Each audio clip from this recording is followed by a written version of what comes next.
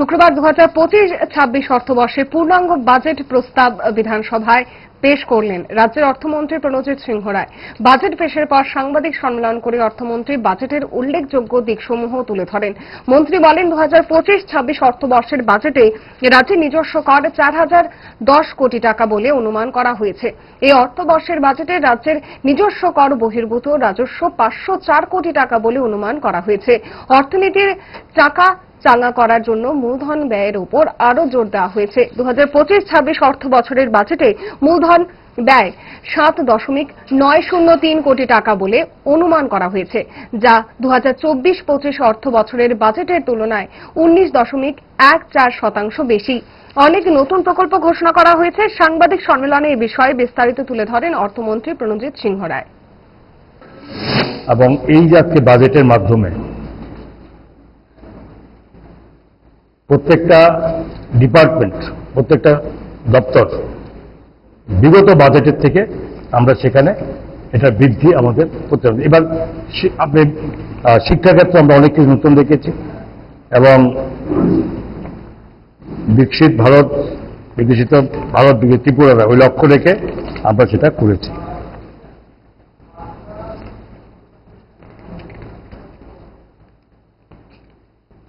শিক্ষাক্ষেত্রে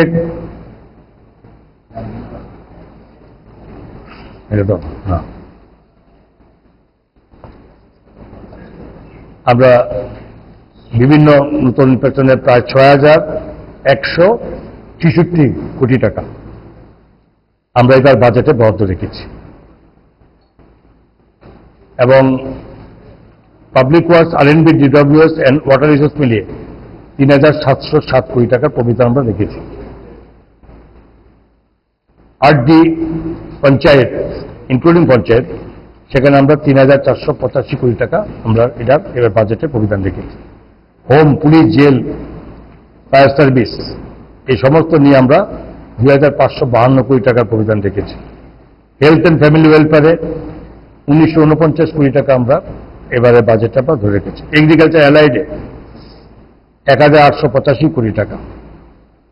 tribal welfare, TRP, PTG and TRI মিলে 1475 কোটি টাকা। রেভিনিউতে 399, আদার্সে 4584 কোটি টাকা এবং পেনশন ডেপ্টিং, আমাদের ডেট সার্ভিসিং ওটার মধ্যে 6221 কোটি টাকা আমরা এটা রেখেছি।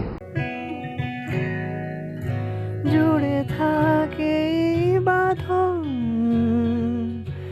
আপনার চেয়েও আপন, জুড়ে থাকে বাঁধন আপনার চেয়েও আপন, আপনার চেয়েও আপন।